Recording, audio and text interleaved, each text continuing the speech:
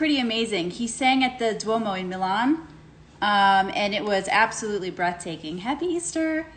So today I'm going to be chatting with so many tears. I know. Ignoble Grapes, hey, so good to see you guys. Big Etna wine fans over at Ignoble Grapes. So hey Sil, I'm very excited. Hey, happy Easter from Portugal. Yay, happy Easter. Hey Tom. Oh my gosh, I'm so excited. All my friends are here for Easter. I feel like it's ciao. I feel like it's celebrating with family. So Jacopo, I'm gonna bring you in just a few minutes. So just hang tight, but I just kind of wanted to talk to everybody for a few minutes, see how everybody is doing. Ready to rock Etna wines. Yes, that's right, Tom. Hey guys, happy Easter. So as I was joking before, nothing quite says Easter like volcanic wine, right? Happy Easter, guys. So Seneca Lake, I would love to join you on Seneca Lake. I absolutely love Seneca Lake, as you guys know. Hey, Charlotte. So I'm pretty obsessed with volcanic wines. And so basically, what do I mean when I'm saying volcanic wines? Because if you're not familiar, that kind of sounds weird. So basically, volcanic wines are grapevines that are cultivated on volcanic soils. So examples of this would be on Fréjus in Provence, the Canary Islands, and of course Mount Etna, which is what we're talking about today. So the Etna DOC was actually the first DOC that originated in Sicily. And the craziest thing about this, right, is that this is the largest active volcano in all of Europe. We're talking close to just under 11,000 square feet, 11,000, feet big. That is how big this is. It's completely active, it erupts, and we're cultivating wine on this thing. And it is absolutely mind-boggling and awesome at the same time. Yeah, also in Portugal as well. Yep, in the Azores, which I'm dying to actually go to. So most commonly you will find Etna Rossos and Etna Biancos. So Etna Rosso is just your red, which by the way, I'm drinking the Tenuta di Fessina. Erse, it's probably hard to see it, it's backwards. But you can get this at 67 Wine Co. in Columbus Circle. And you can also get the Bianco. So the grapes that you're going to find in a Etna Rosso are Nerello Mascalese and Nerello Cappuccio. And the one that I'm drinking here, this was vinified in stainless steel, and they also mixed in like a little bit of some white grape varieties, which kind of gives it a really nice aromatic lift. I'm really loving it actually. And the Bianco whites, the white wines are made with Caricante and Carato. I had to look at my notes for that because I'm not quite sure if I said that right. So why these wines are so special and what makes them so unique is that they are definitely a product of their terroir, right? So you have these soils that are made of ash and sand and basalt and these minerals that are striking. You take a smell and it's almost like you can smell a bit of that smokiness, but you also have these beautiful crushed red fruits. You have this spice, this floral, this elegance, this finesse. And when you take a sip of it, it's almost like when you have mineral water. So I don't know if you guys have ever had mineral water. It kind of has a little bit of a funky taste when it comes to drinking water. But if you ever go to a fresh spring in Saratoga or drink a mineral water, it has this beautiful cleansing, kind of striking sensation. It kind of just feels like you have all of this flavor on your palate and then it kind of just washes down super clean. So that is what I absolutely love about these wines. Somebody asked me about the variety. So the red wines are Nerello Mascalese and Nerello Cappuccio.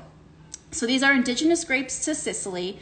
And what's really cool about these wines especially is that I feel like bear with me for a second. Do you guys ever feel like even though maybe you've never been to a place, if it's a part of your DNA or your background, a super strong connection to something? So I'm half Sicilian. My grandfather's Sicilian, but he was born in the United States, but his grandparents were born in Sicily. So I never actually learned Italian. He never learned Italian.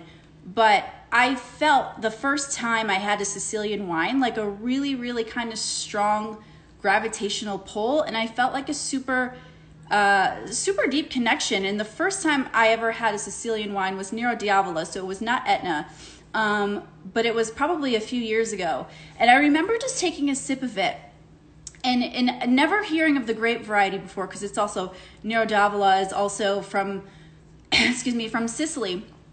And just thinking about how long wine has been cultivated in Sicily. We're going back to the Greeks bringing this to Sicily. And I kind of teared up a little bit, because you have like this insane connection to place, right? And that's kind of what is really also special about wine, and that's what I love so much about wine, is that it's not just like a gastronomic experience, which it is, of course, but it also goes so much deeper than that. So it can definitely jog up whether it is a memory that you had with some family or friends, or even if it's something you've never actually physically experienced, but you know was a part of your life at some point hundreds of years ago. So that's what I think is really, really, really cool about this. Yes, and wine is about the people who make it too, absolutely. So fun fact, by the way, the sandy soils on Etna, they're these loose sandy soils, and they were actually able to divert the phylloxera back in the late 1800s. So basically the phylloxera louse could not survive in these sandy soils. And it was really hot, the sandy soils. So there are still hundreds of hectares today, maybe even thousands, I'm not sure, that are not grafted onto American rootstock. So a lot of these vines are 150 years old that are on original root systems. And if they were replaced, they still weren't replaced. They didn't need to be replaced onto a rootstock. So I thought that was really cool. So talking a little bit about today, because I'm about to bring in our special guest. So we are chatting with a winery in Etna who I had the pleasure of meeting at the Vineyard Brands office, which was super awesome. Shout out to Vineyard Brands. Love their portfolio. I miss traveling for wine too, for sure. So we got to meet Jacopo. He's the winery manager at Tenuta di Fessina. I actually wanted to show you this wine as well. They have, this is the other wine I brought down. It's a white wine. And I was actually going to open the white wine because I thought, it's Easter brunch and that might be appropriate. But actually, I was reading the text sheets on this white wine. It's Etna, and this was actually vinified in big French oak barrels, and it sat on the lees for 6 to 8 months. So this one was a little bit more full, I think, than the red. And I'm actually just really loving the red right now. It is like beautifully floral and mineral, and it gives me everything that I need from a volcanic wine right now. So without further ado, I'm gonna bring on Jacopo, and we're gonna have a little Q&A. Guys, feel free to drop questions in. That's what we're here for. So if you ever had any questions about Etna wines, Mount Etna in general, now is your time. So I'm gonna just see about bringing him on. Let's see here. Add. Ciao. Etna is one of my favorite Etna Bianco. Hi, Nicole. Hey, Jacopo, how are you? I'm quite good, and you? I'm good. Happy Easter. Happy Easter to you and to all of you. Yes. How's the weather down in Sicily right now?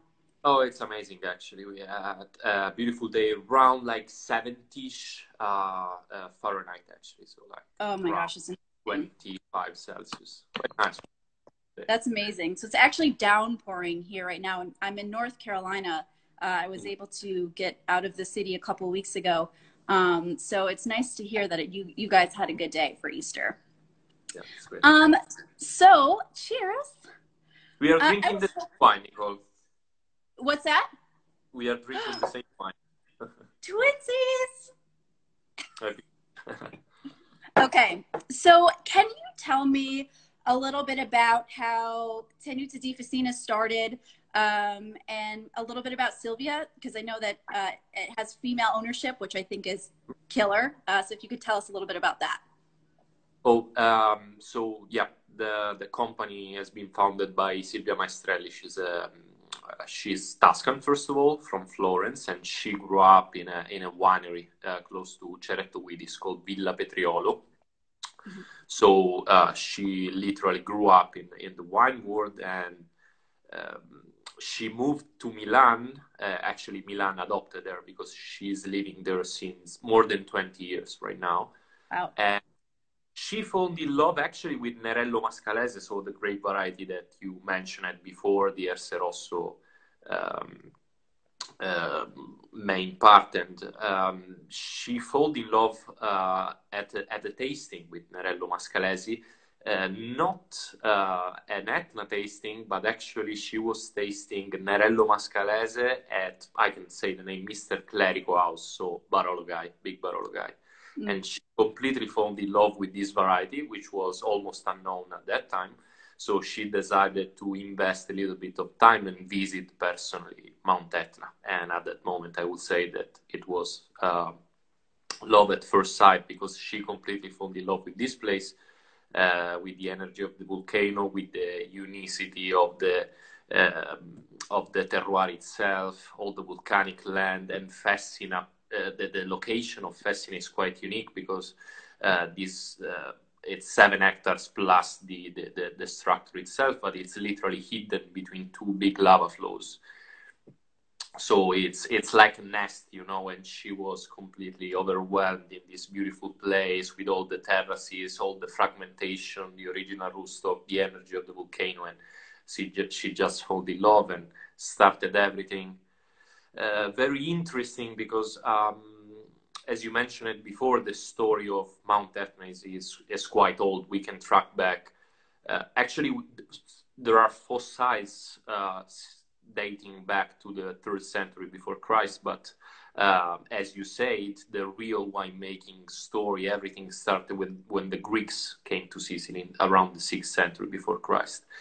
And all the development as this sort of Greek concept around, because we still use the alberello, same managing system in the field, so bush wines.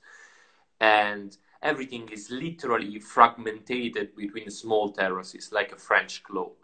So when she bought the 7 hectares, all the field was literally splitted up between many, many small terraces, and each terrace in the past, but even in 2007, when she invested in Fessina, was splitted up between many, many different owners. One of those, the most important one, because when she signed and she made the contract, she spent the whole day to deal with all the different owners, 15 in total. But the most important one was Mr. Ignazio Musmeci and the crew Rosso Il Musmeci, because it's a Silvia dedication. Amazing. So, and one of the things that I read about Sylvia that I absolutely fell in love with was that she said she looks up to Mount Etna like a daughter looks up to their mother.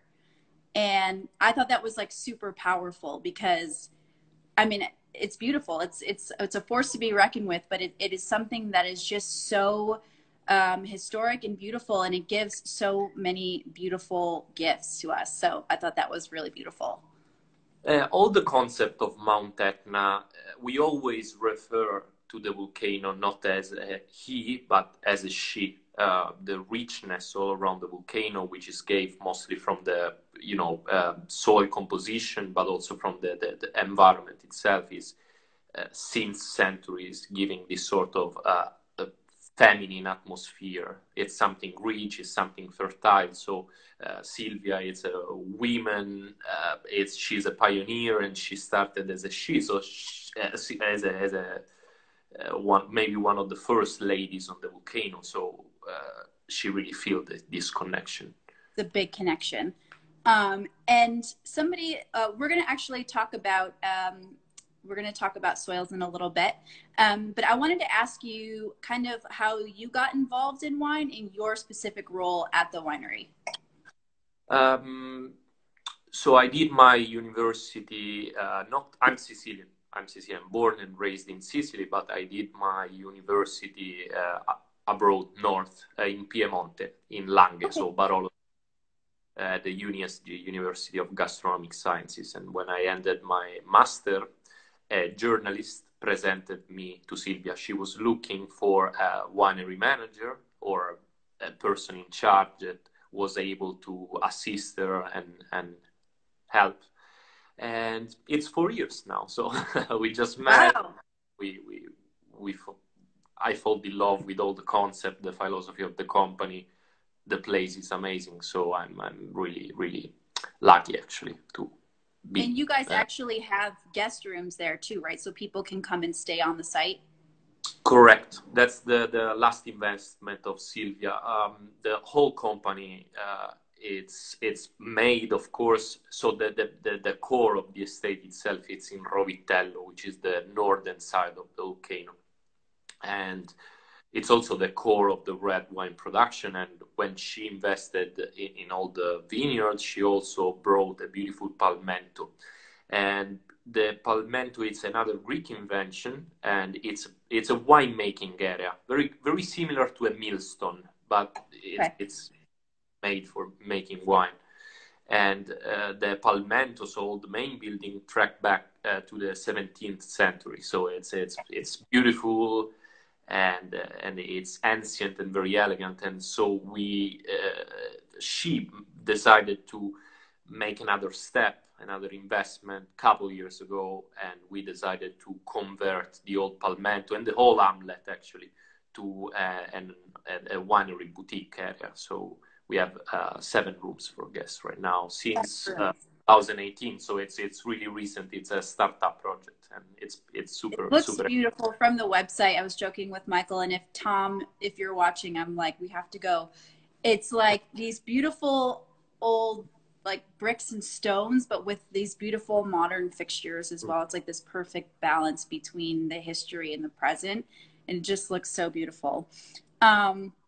So my next question is probably going to be a little bit of a longer one because I think that people are really interested in this. So I know that you guys have vines on either side of the volcano.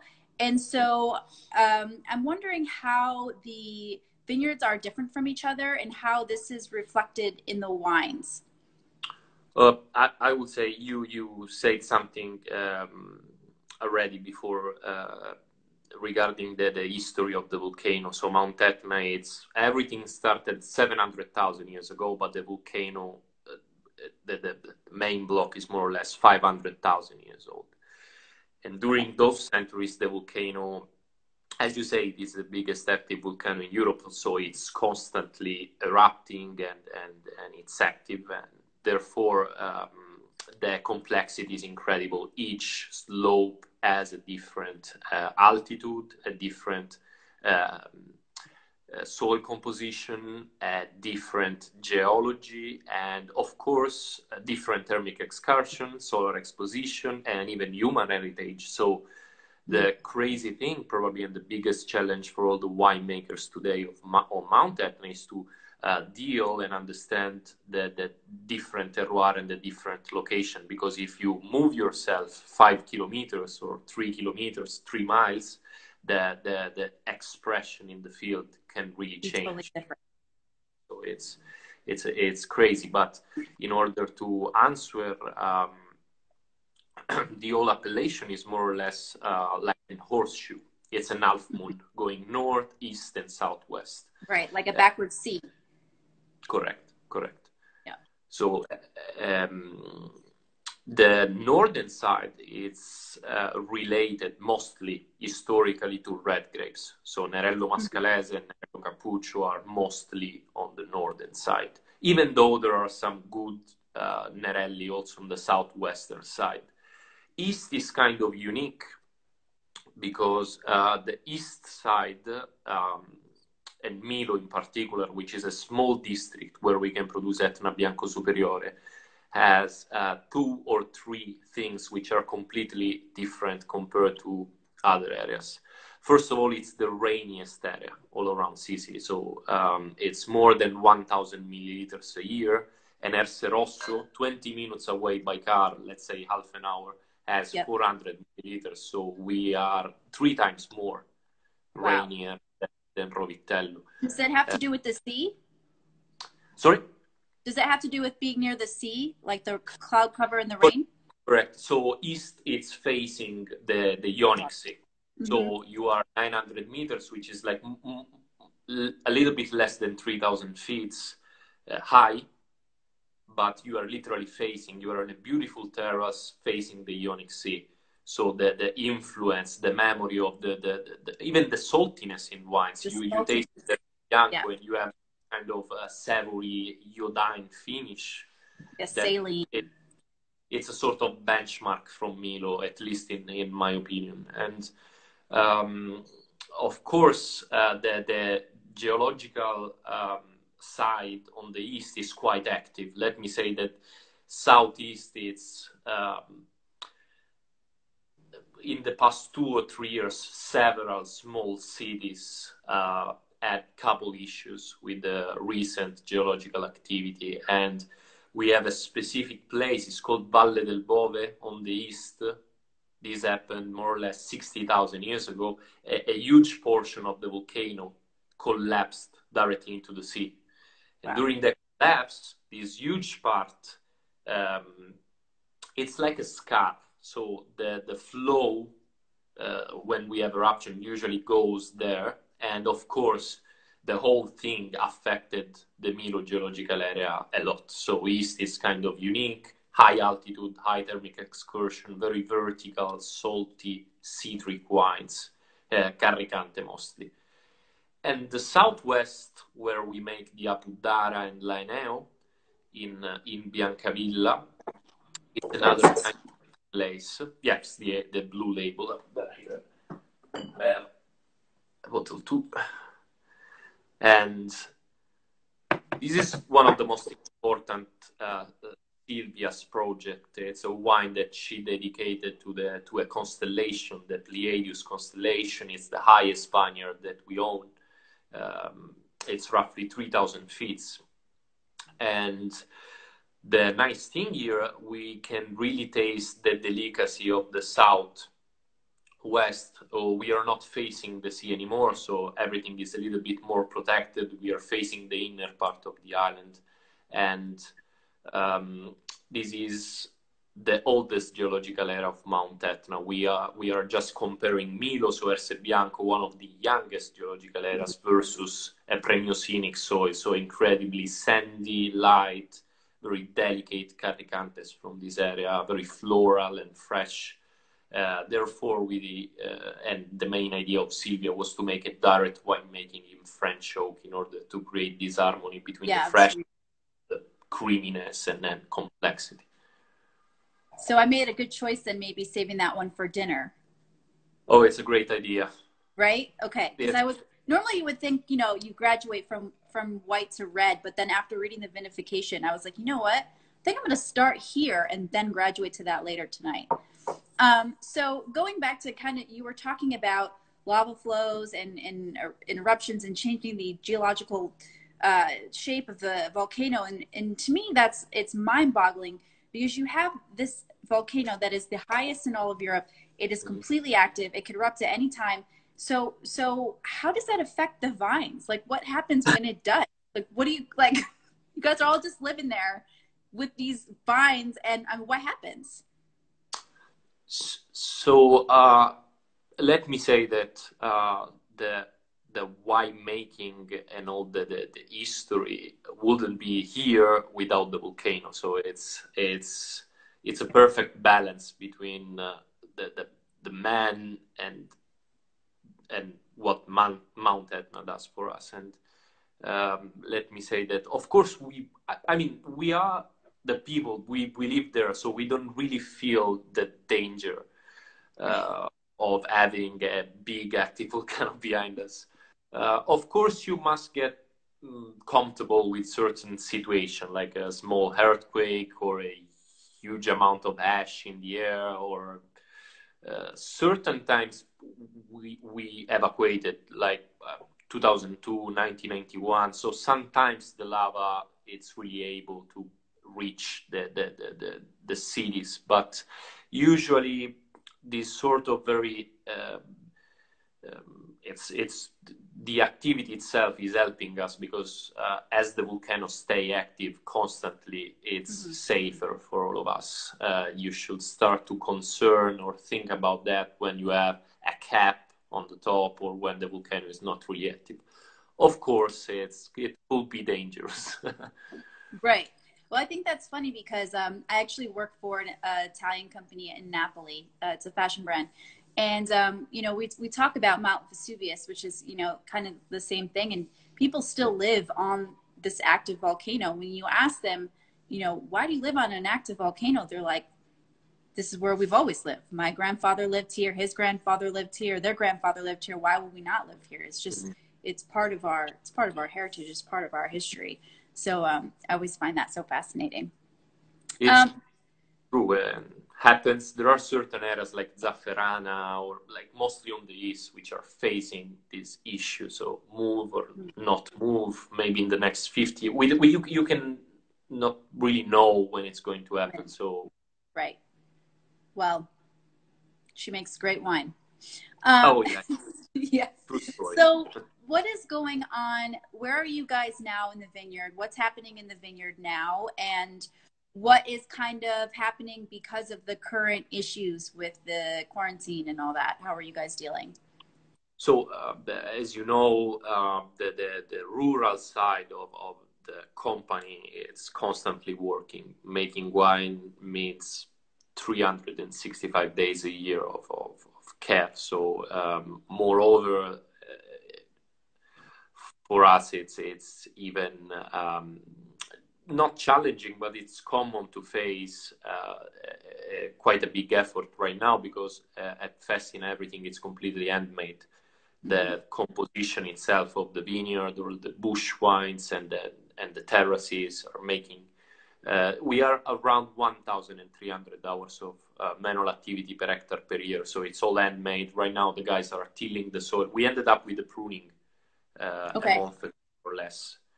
And right after we work in organic, so right now the incidence of treatments is very low. We are just tilling the soil, so cleaning everything, and the next step will be so each vine it's managed with a single chestnut stick, so it's very important to keep the stick in a nice shape every year. So couple of months you have to change it or fix it. So this is the next step right after, and hopefully we will face a beautiful vintage. So a little bit of green pruning and constant tilling until the end. And the working in the vineyard is not bad because you're very spread out, right? The team is very spread, so it's not a big deal, right? No, they're quite safe. So because this wine that we're drinking, there's Rosso and the Bianco, and it's available definitely for us here in the U.S. Quite easily. Can you talk to us a little bit about what I'm drinking right now? Yeah. So Erseto it's the biggest investment in numbers for Silvia. We roughly produce 30,000 bottles every year. It's roughly 1/3 of the total production of the estate. Wow. So this one, and it's a beautiful idea that she had, and personally I love the concept behind this wine, because as I mentioned before, the whole estate was and is a beautiful and complex portrait of biodiversity. We don't really have a proper age in the field. We go between 40 and more than 100 years old. As I mentioned, this 7-hectare field is surrounded between two different lava flows, 1911, 1809. And we have more than 50 terraces all made by raw lava rock, and it's all made by Alberello, but it's really even impossible to understand the diversity itself, because this one is 90% made of Nerello Mascalese, but this Nerello Mascalese is partially on the original rootstock, partially not on the original rootstock, and it's more or less, Silvia made a survey years ago. It comes from like 8 different biotypes of Nerello Mascalese, so not the same clone, it's muscle selection in the field.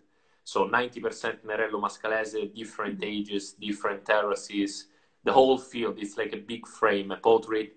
As you said, we have a little portion, like 2% of Carricante, Catarratto,